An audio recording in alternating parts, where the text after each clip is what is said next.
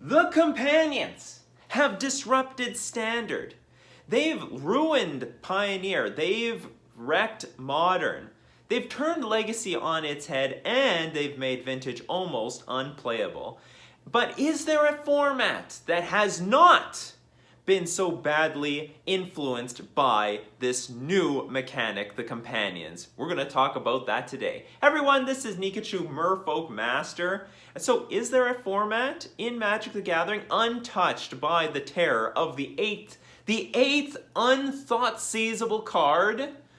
No, it's not Pauper, because I'm not going to talk about, any pony formats on this channel. No, I'm talking about Historic. Historic on MTG Arena, I think, is a super underrated format. Maybe because not enough people know about it. So if you need an introduction to Historic, it is basically the legacy of Magic the Gathering Arena, playing all the cards that have ever been printed for MTG Arena, and is including cards that they are printing directly into the format. For example, Merfolk got a huge boost because they just printed Marauderi from Lorwyn directly into the format, amongst many others. Even right now, you could probably see the new cards that are being directly printed into Historic, things like Unburial Rites and Ulamog the Ceaseless Hunter, and they're bringing Phyrexian Obliterator.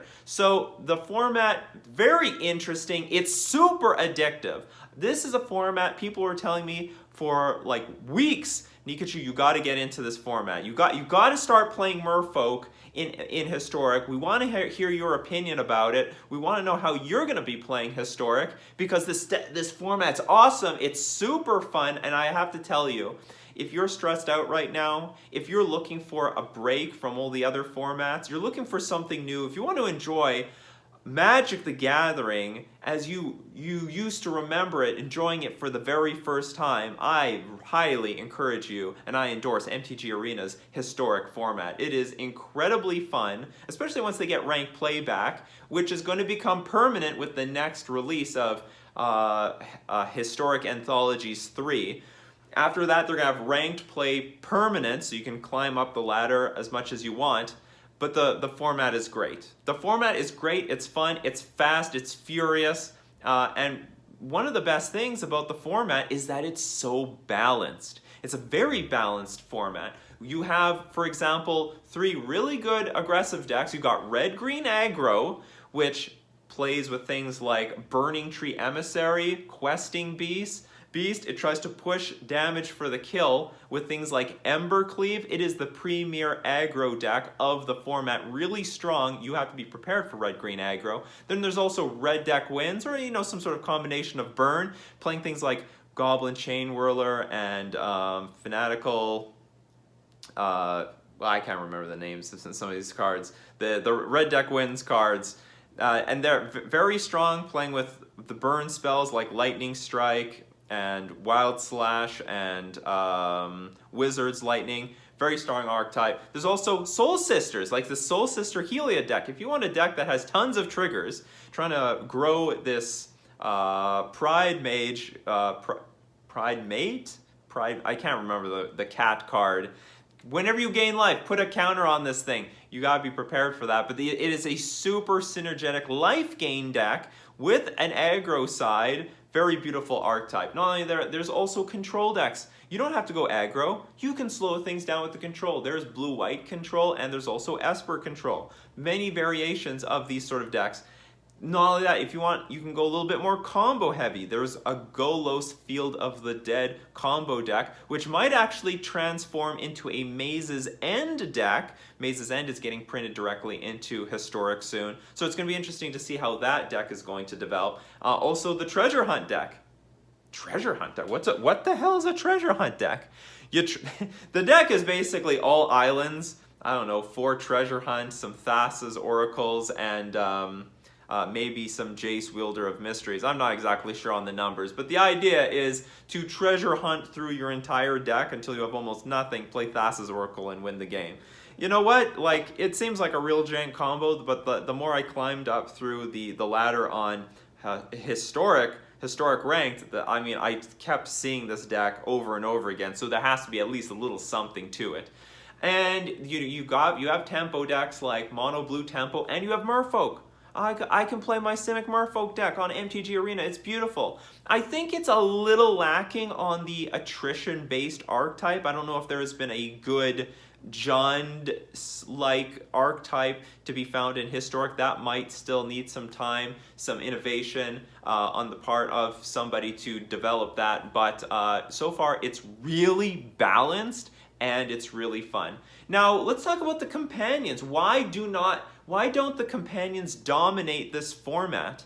And the hardcore reason is that it's really hard to slot the companions in any of these decks. So you look at the red-green aggro deck, like what can they play? They can't even play Gigantha, because they're running things like Burning Tree Emissary and the Ember Cleave, which are like the really main core cards. I mean, not just that, like also Questing Beast. So like they're super limited on what they can run. And you know what? Like you can't run. I guess you could try to run Yorion in the life gain deck, but then you're going to super water down your life gain cards. But maybe that's still something that is to be seen and to be developed in that archetype. There's also like red deck wins can't really use anything. Another thing is like the lands aren't completely developed. We don't have great mana. I know they're going to be printing Ancient Ziggurat into the format, which is good for the creature decks, but it's not going to be good if you have spells to be cast. So that's not good. The Treasure Hunt deck can't really use a companion.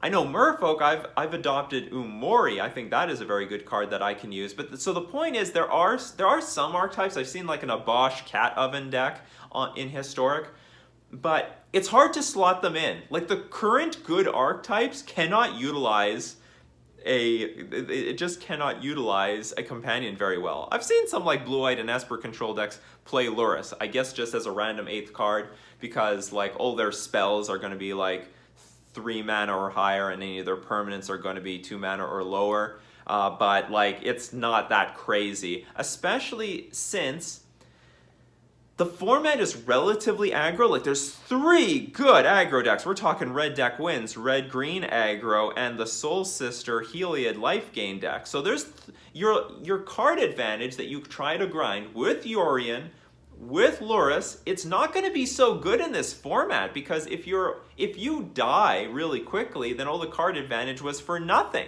Simple as that. This format, I mean, you can even get comboed out by the Treasure Hunt deck. Treasure Hunt's going to look at your companions, just laugh. Well, I'm just going to draw all these islands and combo you out with Thassa's Oracle. That's exactly what I'm going to do. So, there's a lot of archetypes that are just going to goldfish for a victory before you can even get value out of your companions. So there's not enough decks that even care. And like I said a little bit earlier, we seem to be a little bit low on the attrition-based sort of grindy deck in this format. Hence why maybe companions don't look so dangerous, because those companions either are very good in them or very good against them. So the companion thing is not that big right now in Historic. Let's not forget that if you want to play Historic, it's got to be done on MTG Arena, which is, by the way, a very beautiful client, all right? Whatever arguments people have against Arena, I don't care. Your criticism falls dead on me. It's a gorgeous client. It auto-plays it makes the gameplay really quickly, all right? If you have nothing to cast in hand, it just auto-passes. That is fine. I don't care what information I'm giving up. Doesn't matter. I'm just going to wait for the next game anyway. I can make up for whatever information I accidentally gave away. You want to get games through really quickly, and you can play tons of games, millions of games of Historic on MTG Arena. Very, very fast. It's super fast-paced client. I can get through like 7 matches of best of 1 easily within an hour. Easily within an hour. Very nice. Very, very good flow of gameplay in this format. And not to mention, like, a lot of people hate the companions because the cost of upgrading your deck is going to be so much. Like, for example, if you want to jam Lurrus on Magic the Gathering Online, today, your Mishra's Baubles are going to be over $50 a piece. I mean, I think last time I saw they might be $55 a piece. So you're looking at $220 just for the bauble. I'm not even talking about the Lurrus. we haven't even calculated lures yet in that equation.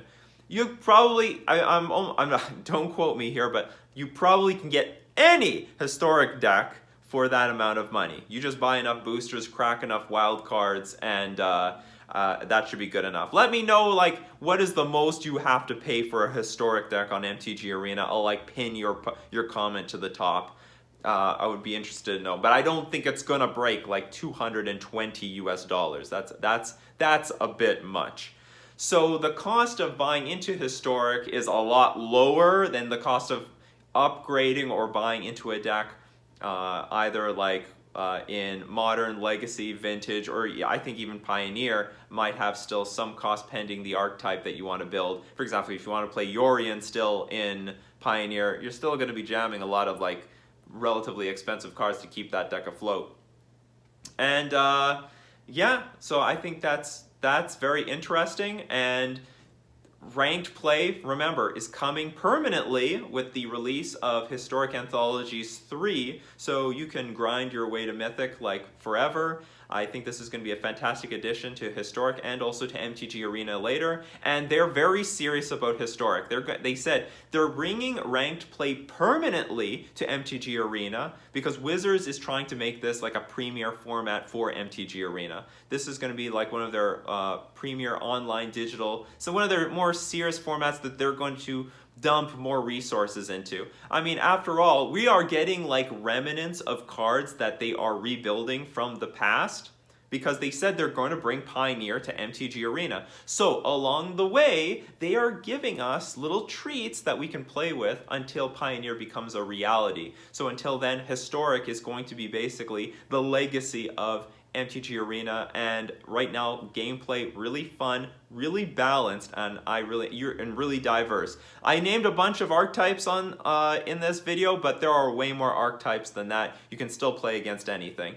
And it's all and you know what? I think the format is still wide open for innovation. Before there wasn't really a Merfolk deck. I came around, I found a really good Merfolk deck. I really like it, and I've been moving up the ranks whenever I could play on Arena, and I hope someone else can do that for a lot of other strategies. Will you be the first person to break a Jund deck on MTG Arena? Will you be the first person to break, I don't know, Mono Black Stompy on MTG Arena? Let me know in the comment section below. Anyway, this is Nikachu, Merfolk Master, pretty much promoting Historic as like the best format right now that has not been tampered by the companions.